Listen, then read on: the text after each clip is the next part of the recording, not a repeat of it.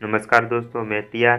तो 2020 का मैं अंतिम वीडियो लेके आ गया हूँ आपको आपके चैनल टीआर टेक्निकल पर। तो उत्तर मैट्रिक छात्रवृत्ति योजना और समाज कल्याण द्वारा विभाग द्वारा दी जाती है, उस पर मैं आज आपका टॉपिक है उस पर जो छात्रवृत्ति दी जाती है उसके बारे में संपूर्ण जानकारी दूंगा।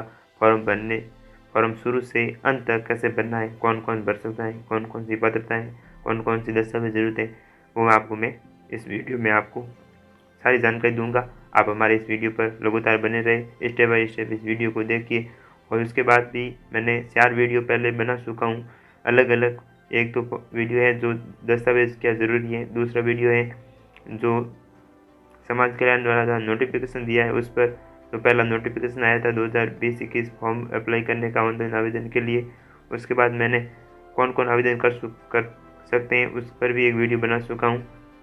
तो तीसरा वीडियो मैंने बनाया था, चौथा वीडियो फॉर्म कैसे अप्लाई करना है, वो थोड़ा अधूरा रह गया था, वो मैं सारा प्रोसेस इसमें बता दूंगा। पहले मैंने उत्तर मैट्रिक छात्रवृत्ति के लिए शॉर्ट नोट्स बनाए, जो अभी आवेदन की अंतिम तिथि बढ़ गई है इसलिए मैंने शॉर्ट नोट्स बनाए, वो इसमें आपको मैं वो बताऊंगा। तो 2021 के लिए आपको जो शुभकामना देता हूँ। और आपने जो 2020 में इस चैनल को सपोर्ट किया तो उसके लिए बहुत बहुत धन्यवाद। और अब आगे भी आप सपोर्ट कीजिएगा और दोस्तों के साथ शेयर कीजिए, चैनल को सब्सक्राइब कीजिए, नए हो तो सब्सक्राइब कर लीजिए, लाइक कीजिए इस वीडियो को। तो आज मैं शुरू कर रहा हूँ उत्तर मैट्रिक छात्रवृत्ति योजना जो समाज कल्याण विभाग द्वारा दी जाती है, उस पर मैं संपूर्ण जानकारी आपको दूंगा। ये अन्य पिछड़ा विभाग है उस पर मैं आपको छात्रवृत्ति का फॉर्म भरा जाता है इसमें वो बता रहा हूँ। इसमें फीस जो रिफंड है वो पूरा मिल जाता है, जितनी आपकी कॉलेज की फ़ीस होती है, स्टूडेंट की फ़ीस होती है उसमें। तो ये इसके आवेदन 1 अक्टूबर 2020 से शुरू हो चुके थे और इसकी पहले 30 नवंबर लास्ट डेट थी। तो अभी इसकी अंतिम तिथि बढ़ गई है, 31 जनवरी कर दी गई 2021 की। तो आप जल्दी से जल्दी फॉर्म भर दीजिए, नहीं भराएं तो आप घर बैठे मोबाइल से भर सकते हैं, वो भी मैं इस सारा वीडियो स्कॉलरशिप पर पूरा आपको प्रोसेस बताऊंगा। तो आप इस वीडियो पर लगातार बने रहें। तो आवेदन की अंतिम तिथि 31 जनवरी कर दी गई है, तक बढ़ा दी गई है। तो इसमें कौन कौन से विद्यार्थी फॉर्म भर सकते हैं वो मैं बता रहा हूँ। एमए वाले भर सकते हैं, बीए वाले भर सकते हैं, बीटेक वाले भर सकते हैं, बीएड वाले भर सकते हैं, बीएससी वाले भर सकते हैं। जो मतलब कॉलेज लेवल के विद्यार्थी हैं वो इसमें फॉर्म भरने से फ़ायदा है, ताकि क्योंकि इसमें फीस पूरी मिल जाती है। लेकिन इसके लिए कुछ शर्तें हैं, इसमें कौन कौन भर सकता है उसके लिए ये शर्तें मैंने तो SC ST और SBC और OBC BPL एवं विकलांग विधवा की संतान हो, वे सभी छात्र छात्रा इसमें फॉर्म भर सकते हैं। इसके बाद मैं आपको बताना चाह रहा हूँ, ये अंतिम तिथि तो आपको मैं बता चुका हूँ कि 21 जनवरी तक बढ़ दी गई है। फॉर्म भरने के लिए निम्नलिखित दस्तावेज आवश्यक है, वो आप ध्यान रखें, वो इसके बाद मैं आपको थोड़ा विस्तारपूर्वक बता देता हूँ। जन आधार कार्ड, क्योंकि जन आधार कार्ड इसलिए ज़रूरी है, तो आपके अभी नए नंबर जो पहले भामाशाह कार्ड था, अभी जन आधार कार्ड के नए नंबर आ गए, तो आप पर अपनी जो SOS ID उस पर अपडेट कर दीजिएगा। और आपको जन आधार कार्ड साथ में लेने जाना है। उसके बाद आधार कार्ड, इसके बाद जाति प्रमाण पत्र, ये जाति प्रमाण पत्र है 2020-21 का, वो तो 2020 का आप नया बना दीजिए। 19 का है तो वो शायद ऑब्जेक्शन दे देगा, या कॉलेज वाला नहीं दिया तो आपके जो DLO लगता है मतलब जो ज़िले का, वहाँ पर आपको ऑब्जेक्शन दे देगा, फिर आपका फॉर्म रुक जाएगा। इसमें आपको प्रॉब्लम होगी तो नया बना दीजिएगा 2020 का। और आय प्रमाण पत्र आपको नहीं बनाया 2020-21 का तो बना लीजिएगा।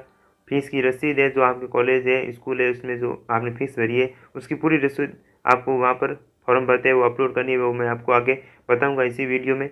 उसके बाद मूल निवास और बैंक पासबुक की इसलिए ज़रूरत पड़ती है कि जो 2020-21 का न्यू पोर्टल लागू हुआ है स्कॉलरशिप SJI, उस पर क्या है कि नया नियम लागू कर दिया है कि आपको जो बैंक आप जो जन आधार कार्ड में है वो देना चाहते हो दे सकते हो, और आप अपनी अभी कोई नया खाता खुला है तो वो अभी दे सकते हो। उसके बाद अगर आप गैप प्रमाण पत्र आपने 2020-21 में आवेदन कर रहे हो और 2019-20 में कोई मतलब कोई डिग्री नहीं की है, मतलब कोई आप पढ़ाई नहीं की है, कोई गैप रह गया किसी बीमारी के कारण कोई, तो आप मेडिकल सर्टिफिकेट बना के वो लगा के साथ में, और गैप प्रमाण पत्र बनता है वो स्टॉम्प पर वो बना दीजिएगा। उसके बाद अंतिम वर्ष की अंक तालिका, मतलब अगर आपने फर्स्ट ईयर के लिए फॉर्म भर रहे हो तो आप 12वीं की लगाइए, सेकेंड ईयर के लिए अगर भर रहे हो तो जो आपकी फर्स्ट ईयर की मार्कशीट है वो लगाइए। इसमें कुछ बच्चों का ऑब्जेक्शन है कि स्वास्थ्य क्वेश्चन है कि अभी हमने फर्स्ट ईयर की अभी तक मार्कशीट नहीं आई है तो कैसे लगाएं। तो आपको अभी मिला होगा कोरोना के लिए जो सर्टिफिकेट मिला है को के प्रमोटेड, वो लगा दीजिए। और अभी भी आपको नहीं मिला है या कोई भी किसी प्रकार की अंतिम वर्ष की मार्कशीट नहीं मिली है तो आप 12वीं की लगा दीजिए। और अपने कॉलेज, ये 3 स्तर पर होता है, पहले आप स्टूडेंट भरता है, स्टूडेंट से जो ये फॉर्म है वो कॉलेज में चला जाता है, कॉलेज वाले पे पूरा चेक करके जो अपना DLO होता है जिले का वहाँ पर भेजा जाता है। तो आप 12वीं की लगा दीजिए, उसके बाद कॉलेज से ऑब्जेक्शन ले लीजिए, फिर आपको जब मार्कशीट आए तब लगवा दीजिए, फिर आगे वापस कॉलेज में चला जाएगा और कॉलेज वाले आगे आपके भेज देंगे। इसके बाद था आधार कार्ड। आधार कार्ड तो इसमें आप अगर घर बैठे भरना चाहते हो तो अगर आपके पास आधार कार्ड के नंबर आपके पास जो जुड़े हुए हैं, मोबाइल नंबर आपके आधार कार्ड में, तो आप OTP द्वारा इसमें या तो OTP लगाए या फिंगरप्रिंट, तो आप OTP लेके इसमें फॉर्म भर सकते हो। अगर आप आधार कार्ड मोबाइल नंबर नहीं जुड़े हुए तो आप फिंगरप्रिंट लगाना पड़ेगा। फिंगरप्रिंट के लिए आपको ई-मित्र द्वारा भरना पड़ेगा। और इसके लिए ये मूल दस्तावेज आपको साथ बनाने, और ये नोट्स है जो विद्यार्थी जन आधार कार्ड और अंक 10वीं की अंक तालिका में नाम, पिता का नाम और जन्म तिथि एक समान होना चाहिए। मतलब जो 10वीं की अंक तालिका है उसके अकॉर्डिंग जन आधार कार्ड में अपना जो विद्यार्थी का नाम वगैरह है वो सही होना चाहिए और जन्म तिथि है वो सही होना चाहिए, और जो आधार कार्ड में वो भी आपके नाम सही होना चाहिए। अगर आपकी ये गलती है तो सही करा दीजिए जन आधार कार्ड से। जन आधार कार्ड और आधार कार्ड में 10वीं के अकॉर्डिंग जो 15 दिन में आपके जन आधार कार्ड संशोधन हो जाता है और आधार कार्ड में 7 दिन लगते हैं अपने आप त्रुटि सुधार हो जाता है। तो आप 10वीं की मार्कशीट लेके जाइए और वहाँ से सुधार कर दीजिएगा। और एक है कि आय प्रमाण पत्र, BPL और SC/ST है उनके लिए आय प्रमाण पत्र की ज़रूरत नहीं है, उनको नहीं लगाने की ज़रूरत है, वो नहीं बनवाए। तो ये मेरे शॉर्ट्स नोट्स थे। तो सभी विद्यार्थी मास्क पहने, अभी कोरोना काल है 2020 तो चला गया, अभी शायद कोरोना कम हुआ है, पर ध्यान रखें कि कहीं जाते जाते अपने चपेट में न आ जाए अपन लोग। तो आप सभी कोरोना मास्क लगाकर बाहर जाए और सोशल डिस्टेंसिंग का पालन करें।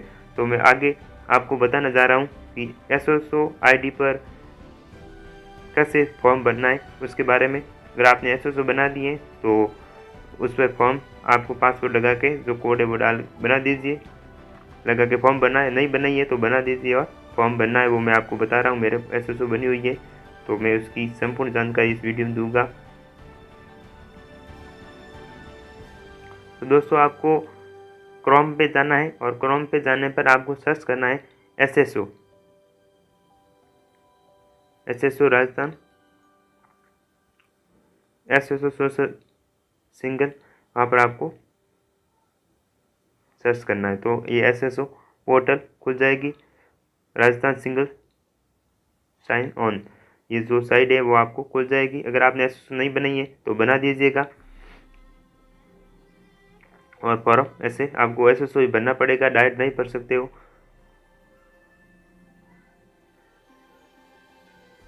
ई-मित्र से भी भराओगे तो भी आपको SSO बनानी पड़ेगी। तो ये मेरे बनी हुई है SSO, और ऊपर अभी दिखाई नहीं दे रहा है, इसमें मोबाइल से बना रहा हूँ वीडियो इसलिए तो थोड़ी नहीं दिखाई दे रहा है। मेरी SSO बनी हुई है। अब मैं जो ये कैप्चर कोड होते हैं वो मैं टाइप कर देता हूँ और फिर लॉगिन करता हूँ, फिर आपको प्रोसेस बताता हूँ कि वीडियो। तो SSO पर मैंने लॉगिन कर चुका हूँ, ये मेरी SSO है। अगर आपने SSO बना रखी है तो 2020 में अभी जन आधार कार्ड आया है, जो अपडेट नहीं किया है तो अपडेट कर दीजिए। अपनी SSO पोर्टल पर जाके अपनी फ़ोटो वगैरह चेंज करनी है तो यहाँ से अपने यहाँ पर आपको क्लिक करना है, जो क्रॉस के पास ये वर्क टाइप बना हुआ वहाँ पर आप फोटो अपलोड कर सकते हो। अपडेट प्रोफाइल, वहाँ पर जाके अपनी प्रोफाइल को अपडेट कर दीजिए। उसके बाद ये फॉर्म भरें। इसके बाद ये नए पोर्टल हैं जो 2020-21 के लिए आवेदन के लिए, पहले स्कॉलरशिप पोर्टल था, अभी इसके लिए नए पोर्टल लागू कर दिया है समाज विकास कल्याण द्वारा, स्कॉलरशिप SJI। अगर आपको यहाँ पर नहीं दिख रही है तो यहाँ पर अदर ऐप पर क्लिक कीजिए। यहाँ पर आपको बहुत सारे ऐप दिखाई देंगे, ये देख लीजिए आप, ये बहुत सारे ऐप हैं, तो इस पर आपको दिखाई दे देंगे, यहाँ से ले लीजिएगा ऐप। मेरे तो मैंने पहले से ही फॉर्म अप्लाई कर चुका हूँ 2020-21 के लिए, और कॉलेज इंस्टीट्यूट पर मेरा, तो मैंने SJI पर क्लिक किया। मैं 2020-21 की लिए आवेदन कर चुका हूँ और 19-20 की स्कॉलरशिप ले चुका हूँ। स्कॉलरशिप डिस्ट्रीब्यूट, मेरी स्कॉलरशिप है वो आ गई है, कितनी आई है वो भी मैं आपको इस वीडियो में बताऊँगा। जो मेरे ऑब्जेक्शन आए थे वो भी मैं आपको इस वीडियो में बताऊँगा। तो सबसे पहले मैं आपको बता देता हूँ कि जो 2020-21 का आवेदन करना है वो आपको कैसे करना है। तो आपको यहाँ पर क्लिक करना है 3 डॉट पर, और आपको प्लस चिन्ह पर क्लिक करना है। तो dashboard, view and update profile and new application, तो आपको क्लिक करना है न्यू एप्लीकेशन पर। न्यू एप्लीकेशन पर क्लिक करोगे तो आपको ऐसे फिंगरप्रिंट और OTP के लिए पूछा जाएगा। तो आपको जो आधार कार्ड है उसके जो मोबाइल नंबर दिए हुए हैं वहाँ पर आपको OTP मिलेंगे, तो आपको OTP पर क्लिक करना है। फिर आपको OTP भेजे वहाँ पर क्लिक करना है। OTP भेजे जहाँ पर आप क्लिक करोगे तो आपको OTP यहाँ पर डालने पड़ेंगे। तो मेरे OTP अभी तक नहीं आए, तो मैं अभी इसमें जो OTP आए वो डाल दूंगा। तो ये मेरे OTP आ चुके हैं।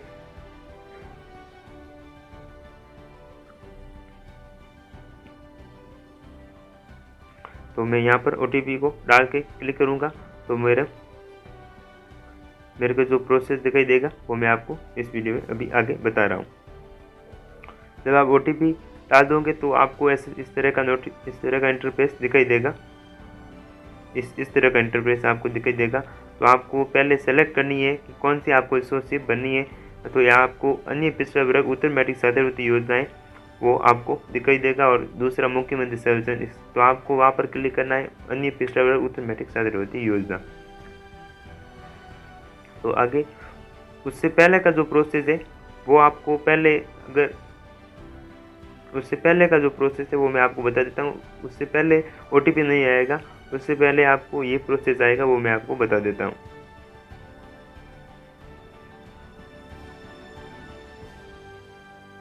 उससे पहले ये आपको दिखाई देगा।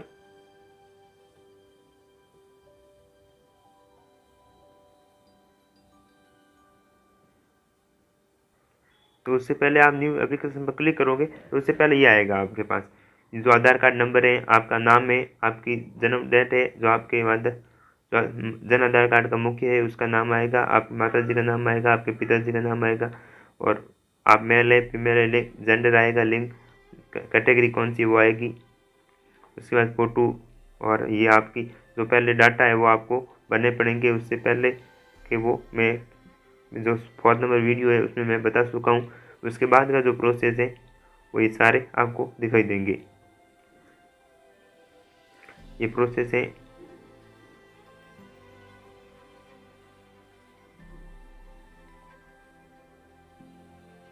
आपको बैंक की पासबुक वगैरह ये सारे अपलोड करने पड़ेंगे उसके पहले का, और उसके बाद आपको मूल निवास अपलोड करना पड़ेगा यहाँ पर, और ऑनलाइन जारी किया गया जाति प्रमाण पत्र है तो ये आपको अपलोड करना पड़ेगा, और जो 10th की अंक तालिका है वो आपको यहाँ पर पहले अपलोड करनी पड़ेगी। और मेरे OBC BPL है इसलिए मुझे यहाँ पर आय प्रमाण पत्र की अपलोड करने के लिए नहीं पूछा है, ये आप ध्यान रखें क्योंकि मेरे OBC BPL है। जब आप OTP पर क्लिक कर दोगे तो ये OTP ओके कर दोगे, उसके बाद ये आपका दिखाई देगा। तो यहाँ पर आपको क्लिक करना है। जब आप पर क्लिक करोगे तो ये आपके लिए ऐसा इंटरफेस दिखाई देगा। तो यहाँ आपको 2020-21 सेक्शन 17 है वो यहाँ पर ओके करना है। उसके बाद आपको जो कॉलेज है वो जो यूनिवर्सिटी है उसको सेलेक्ट करना है। तो मेरी यूनिवर्सिटी है तो मैं यूनिवर्सिटी पर क्लिक करता हूँ। अगर और कुछ है तो मैं उस पर आपके पास कोई और दूसरा है तो वो आप सेलेक्ट कीजिए। तो मेरे पास यूनिवर्सिटी है, यूनिवर्सिटी पर क्लिक कर देता हूँ। तो यूनिवर्सिटी है वो किस राज्य में, तो मेरे ये राजस्थान राज्य में, आप दूसरा है तो दूसरा सेलेक्ट कर दीजिए। मेरा राजस्थान है तो मैं राजस्थान क्लिक करता हूँ। और राजस्थान के लिए ये स्कॉलरशिप केवल राजस्थान के लिए ये। और मेरी कौन सी यूनिवर्सिटी है, तो मेरी बीकानेर टेक्निकल यूनिवर्सिटी है, इसलिए मैं बीकानेर टेक्निकल यूनिवर्सिटी पर क्लिक कर देता हूँ। तो ये मैं आगे अभी मेरा कौन सा संस्थान है, तो अभी वो पहले मुझे कोर्स सेलेक्ट करना पड़ेगा। यह भी अभी खुल नहीं रहा है। यहाँ पर आपको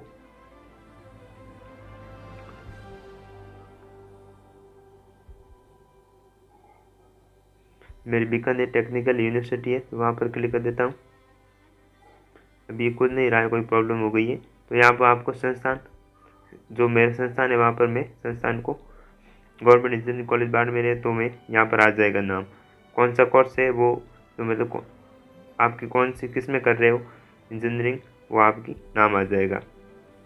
उसके बाद आपका कौन सा सेमेस्टर है वो आपका आ जाएगा। और प्रवेश की अंतिम तिथि क्या, जब आपने प्रवेश की तिथि है वो कब प्रवेश लिया है कॉलेज या विद्यालय, वो आपको लिखना है। उसके बाद अंतिम वर्ष कब उत्तीर्ण किया वो आपको लिखना है। रोल नंबर लिखने हैं आपको, कितने परसेंटेज बने वो आपको यहाँ पर लिखने। और अंतिम वर्ष की अंक तालिका आपको यहाँ पर, अंतिम परीक्षा उत्तीर्ण कब की है वो आपको यहाँ पर मार्कशीट अपलोड करनी है। अगर आपके पास पिछले गैप है तो यहाँ पर आप यस कीजिए, नहीं है तो नो कीजिए। आप छात्रावासी हैं, अगर यस कर लोगे तो आपको छात्रावास की रसीद लगानी पड़ेगी, नहीं है आप नो कर दीजिए। आप स्वयं विधवा है तो नो, नहीं है यस हो तो यस कर दीजिए। और आप तलाकशुदा है, यस हो तो यस, ये वरना नहीं कर दीजिए। क्या आप तलाकशुदा के बच्चे हैं, वो तो यस वरना नहीं कर दीजिए। क्योंकि ये जो फॉर्म भरने की 17 कैटेगरी है, उस कैटेगरी अनुसार आपको यहाँ पे बताया गया, इसलिए आप, जिसमें मेरे कुछ नहीं है इसमें, तो ये दूसरा है विकलांग, विकलांग भी नहीं है, आप विकलांग के बच्चे वो भी नहीं है। इसके बाद आपको फीस की कितनी, टोटल फीस कितनी हुई है वो आपको लिखनी है। और यहाँ पर टोटल फीस की जो रसीद है वो आपको यहाँ पर अपलोड करनी है।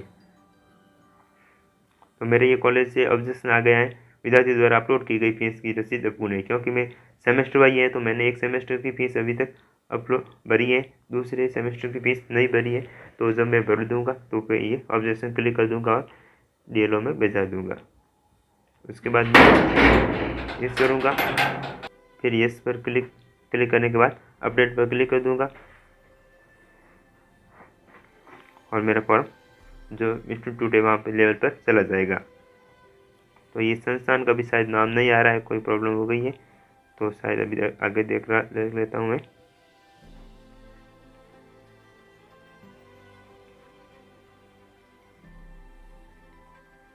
तो यहाँ पर मैंने बीकानेर टेक्निकल यूनिवर्सिटी सेलेक्ट कर दिया और अभी मेरे कॉलेज का नाम आना शो हो गया है। तो मैं इसको फिल कर देता हूँ। तो ये मेरे गवर्नमेंट इंजीनियरिंग कॉलेज बाड़मेर यहाँ आ रहा है, इस पर मैं सेलेक्ट कर देता हूँ। तो ऐसे प्रोसेस होगा और ये आगे आ गया नाम। सेलेक्ट कोर्स कौन सा है, तो ये मेरा कोर्स है पेट्रोलियम, तो मैंने ये सेलेक्ट कर दिया। तो 2020-21 के लिए तो मेरे यह ऑब्जेक्शन आया था। अब मैं आपको बताना चाह रहा हूँ, जब मैंने पहली बार फॉर्म भरा था 2019-20 में, तो कौन कौन से ऑब्जेक्शन आए थे और काफ़ी मुझे परेशानियों का सामना करना पड़ा था और काफ़ी समय लगा था मेरे पर। लेकिन मैंने फॉर्म तो पहले ही भर दिया था अक्टूबर में, इसलिए टाइम पर मेरी स्कॉलरशिप भी आ गई। 30 मार्च में मेरी स्कॉलरशिप आ गई थी, 3 तारीख को डिस्ट्रीब्यूट हो गई थी। उसके बारे में कौन कौन से ऑब्जेक्शन आए वो आपको मैं बता देता हूँ। तो मेरा ये 2019-20 का पोर्टल जो स्कॉलरशिप भरा था वो मेरा आ गया है। तो मुझे ये SJE पर मैंने पिछली बार जो स्कॉलरशिप पोर्टल था वहाँ पर भरा था, ये दिखा रहा है स्कॉलरशिप पोर्टल।